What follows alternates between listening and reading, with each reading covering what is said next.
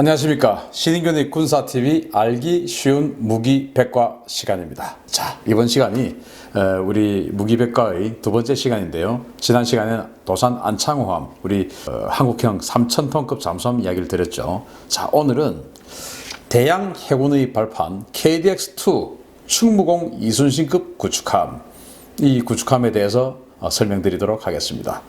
저는 뭐 정말 이 군함만 보면 참 잘생겼다 이런 생각이 듭니다. 그리고 참 뿌듯합니다. 여기 보이는 태극기 있지 않습니까? 이 태극기 제가 기증한 겁니다. 뭐 저 혼자뿐만 아니고 우리 자주국방 네트워크 회원들이 5,000원씩 만원씩 이렇게 내어서 기증한 그 태극기인데, 이게 한 10여 년 전부터 해군에 사실은 없는 규정이에요. 뭐 한 1m, 2m 정도짜리 그런 태극기만 달게 되어 있는데, 큰 태극기를 이렇게 제작을 해서 붙이는 그 운동을 한 15년 전부터 했습니다. 그래서 지금 존재하는 거의 대부분의 대형 구축함에 저희 자주국방 네트워크 회원들이 기증한 이 태극기가 이렇게 장착이 되고, 제가 이제 그걸 해군에 부탁하고 해서 규정을 바꾸었어요. 그래서 이 규정에 없는 이 대형 태극기도 부착할 수 있도록 그렇게 만들었던 그런 역사적인 태극기입니다. 자, 충무공 이순신급 보시면요, 우리 해군의 두 번째 차세대 구축함 사업, 즉 KDX-2입니다. 여기에 의해서 6척이 건조된 한국 해군의 주력 구축함입니다. 한국 해군 최초로 구역 방공 능력을 갖춘 다목적 구축함으로 해군 기동전단의 주축으로 활약 중입니다. 자, 청해부대가는 바로 그 배죠. 이제 아덴만 연명작전을 했던 그 최영함, 그 최영함이 이 충무공 이순신급 구축함의 막내, 즉 6번째 군함입니다. 이렇게 해서 이런 배가 6척이 있는데 생긴 것도 정말 잘생겼어요. 이 배가 나오면서 우리 한국 해군도 이제는 선진 해군에 접어들었다 이런 평가를 받기에 이르렀고, 또 세계 어디에 내놔도 정말 당당한 모습, 당당한 덩치, 이런 것들로 인해서 우리 대한민국의 국격을 올리는데 크게 기여한 그런 배입니다. 자, 그러면 이 배의 성능과 뭐 어떤 그 내용에 대해서 한번 알아보도록 하겠습니다. 자, KDX-2 프로그램이 뭐냐? 바로 이 사업계는 이렇습니다. 연안 해군에서 벗어나서 해상교통로 보호 등 원양작전 수행을 위해 현대적인 대공, 대함, 대잠전 수행이 가능하도록 설계된 다목적 구축함 획득 사업입니다. 척당 평균 한 5천억 원이 되고요. 이제 입찰을 했기 때문에 대우조선해양하고 현대중공업이 막 입찰을 해서 자기네들이 가격 경쟁을 해가지고 사실은 가격이 좀 들쑥날쑥합니다만은, 희한하게도 이렇게 1번함, 그리고 3번함, 5번함 이 홀수함은 대우조선해양에서 건조하게 되었고, 2, 4, 6번함은 현대중공업에서 건조했습니다. 그래서 충무공 이순신함이 2003년 12월 달에 나왔고요. 마지막 막내함인 최영함이 2008년 9월 달에 나왔습니다.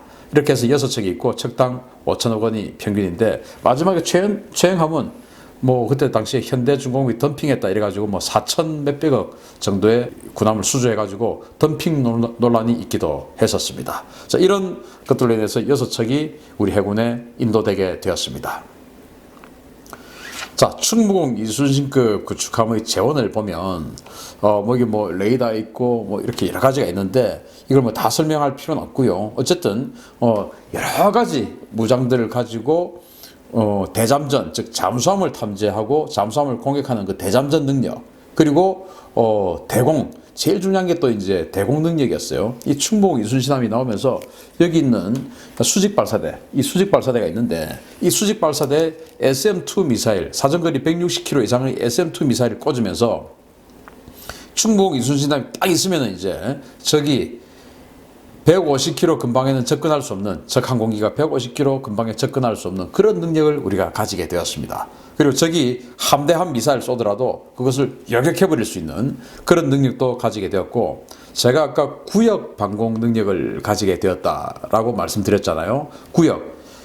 제일 이제 방공 능력 중에서 자함 방공 능력이라고 있는데, 이거는 자기 함정만, 나만 방어할 수 있는 능력을 가진 걸 자함 방공 능력이라고 해요.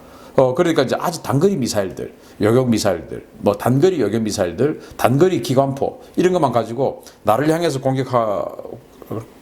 날아오는 이 대함 미사일을 요격하고 격추하고, 또 나를 공격하러 오는 적의 전투기를 격추시키고 할 수 있는 그 단거리 미사일만 가진 것을 자함 방공 능력.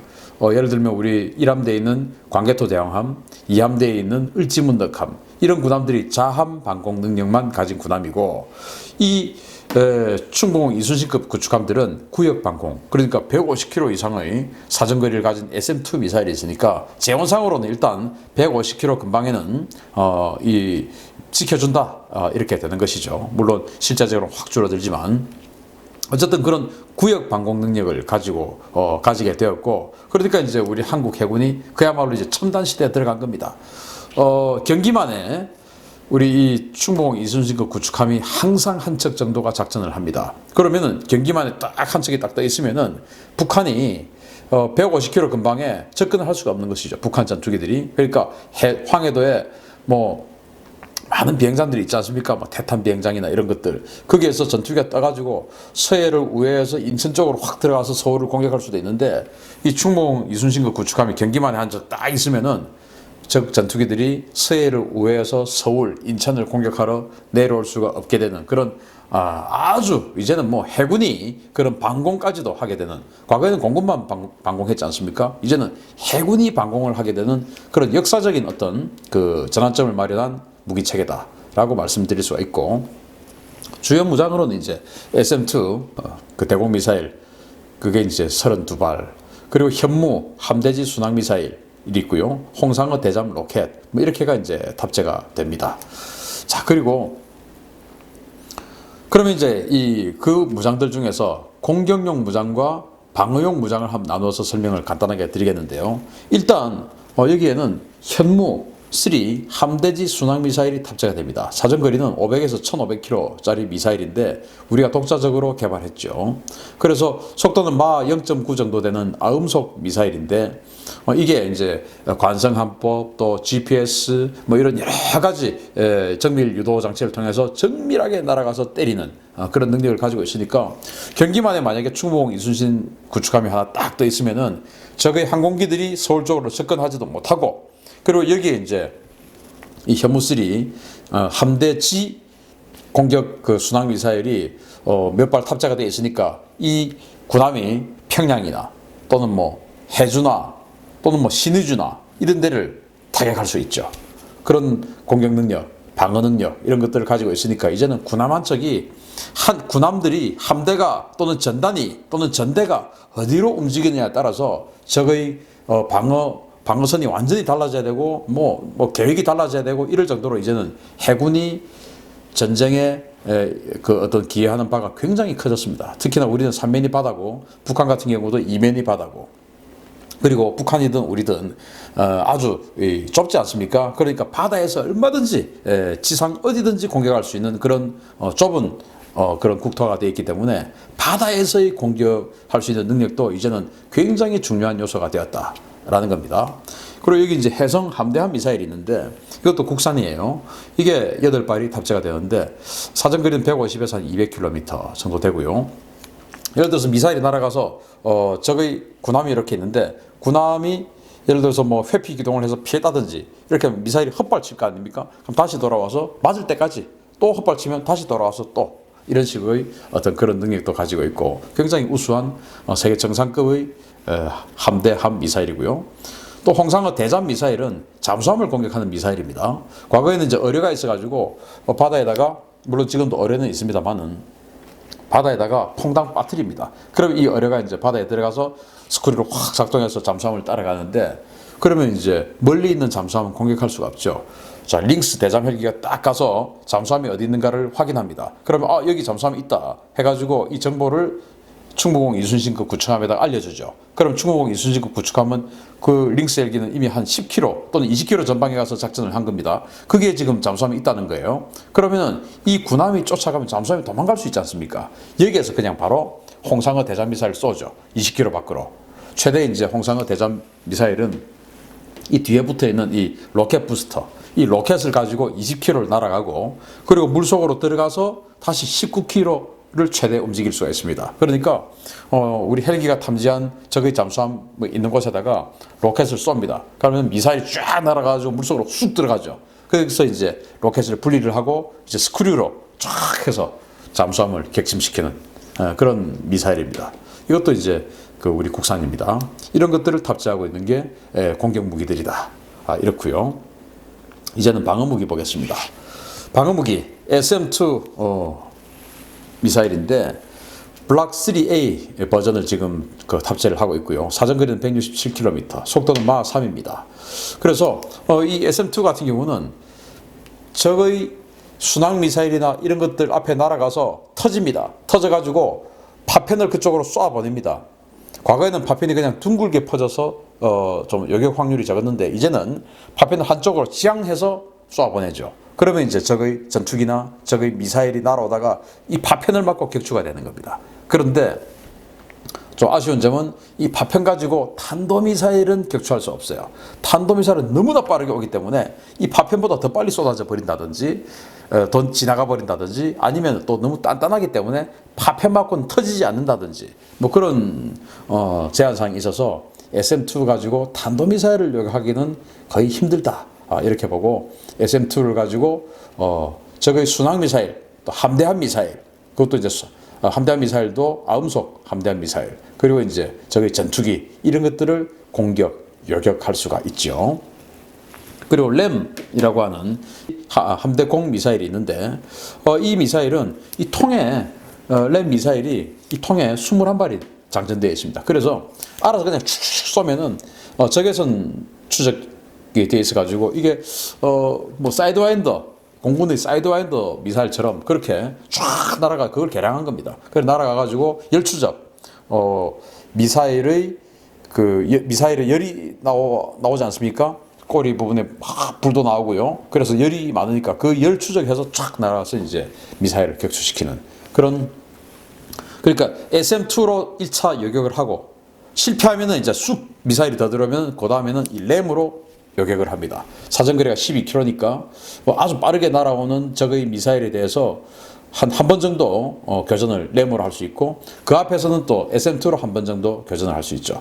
그런데 그것도 뚫렸다. 그럼 어떻게 되냐? 이제 골키퍼 근접 방어 무기 이제 이게 있는데 30mm 기관포예요. 이걸 가지고 분당 4,200발을 쏘는데 뭐 4,200발을 가지고 왕다 쏘는 게 아니고 미사일이 날아오면 그쪽을 향해서 두둑 이런 식으로 수십 발 또는 수백 발을 순간적으로 쏴버리죠.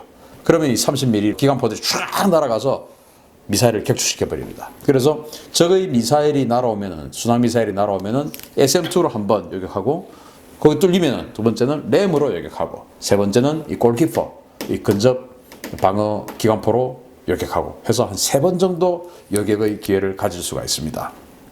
그러니까 아까 구역 방공이라고 했는데 다른 배를 향해서 날아가는 것은 SM2로 방어해 줄 수가 있습니다. 그리고 이제 인접해 있는 구담들 향해서도 물론 이 램 가지고도 요격을 해줄 수가 있고 이 골키퍼 같은 경우는 사정거리가 뭐 3km밖에 안 되기 때문에 자신만 지킬 수 있는 그런 무기가 되겠습니다. 이렇게 해서 이제 배를 지키는 군함을 지키는 또는 함대를 지켜주는 그런 방어 체계를 가지고 있습니다.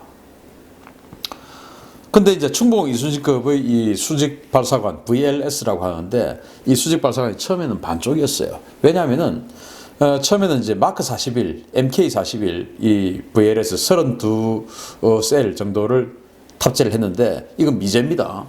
미제 32셀 여기 왼쪽에 있네요. 이게 MK 41입니다. 미제입니다. 여기에는 SM2만 탑재가 됩니다. 그런데 우리가 개발한 홍상어라든지 우리가 개발한 또 함대지 순항미사일 현무3라든지 이런 거는 이 미제 발사대에다가 넣을 수가 없어요. 미국이 인정을 안 해줍니다. 그래서 우리는 독자적으로 이 MK41을 바탕으로 해서 사실 그것을 조금 참조를 많이 했겠죠. 그래서 우리 한국형 수직 발사대를 따로 만들었어요.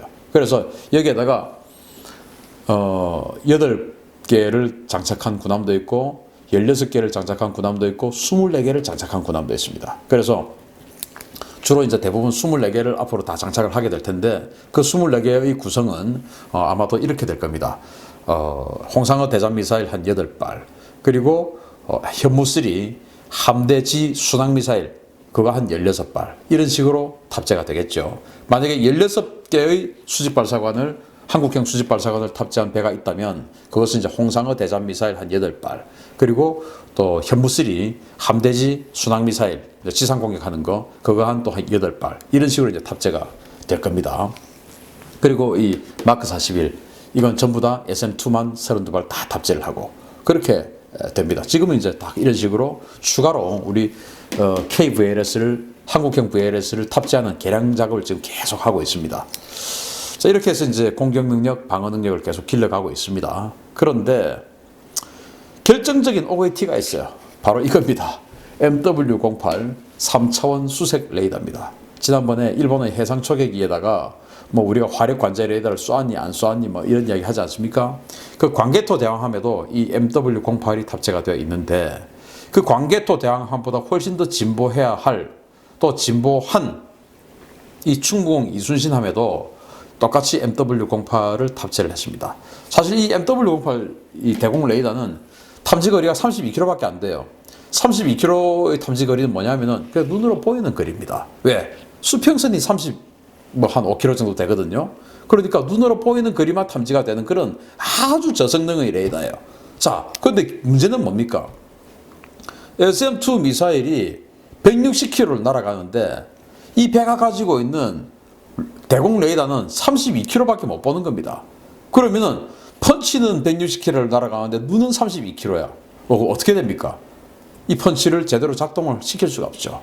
그래서 정말 안타깝게도 이 충무공 이순신함은 160km 밖에 있는 적의 항공기나 미사일을 공격하려고 하면은 데이터 링크를 받아서 정보를 받고 그 정보를 가지고 쏘아보내야 되는 그런, 그리고 이제 지난번에 화력 관제 레이더, 조사 레이더 있지 않습니까?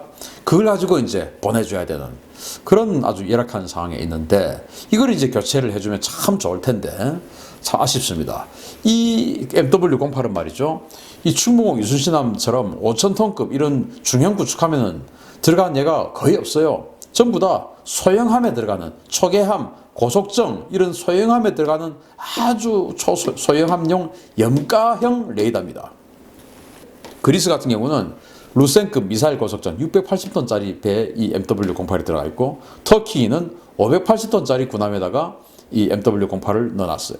오만은 1100톤짜리에다가, 인도네시아는 1500톤짜리에다가, 포르투갈은 뭐 특이하게도 포르투갈이 아주 오랫동안 이 정말 해군 강국이었지 않습니까? 과거 대항해 시대 이 바스코 다가마급 여기에다 3000톤급인데 여기에다가도 이제 MW08을 넣어놨어요. 그러니까 우리 광개토 대왕함 그리고 충무공 이순신급 이걸 제외하고는 가장 큰 군함은 포르투갈의 바스코 다가마, 나머지는 전부 다 1000톤 안팎의 이런 조그만 군함에다가 탑재를 하는, 그러니까 이 대공 능력, 요격 능력 이런 거하고는 관계없는 이런 배에다가 탑재를 하는 이 레이더를 우리가 장착을 했으니 이거 정말 안타깝다. 정말 펀치력은 뭐 미들급인데 눈은 그냥 뭐 플라이급인 거. 뭐 이 정도 수준이라고 보겠습니다. 덩치는 뭐 완전히 이만큼 머슬 매니아인데 실제로 내부는 그냥 아주 그 허약한 뭐 그런 그 언밸런스한 그런 레이더다. 이거 정말 고쳐주면 좋겠는데요.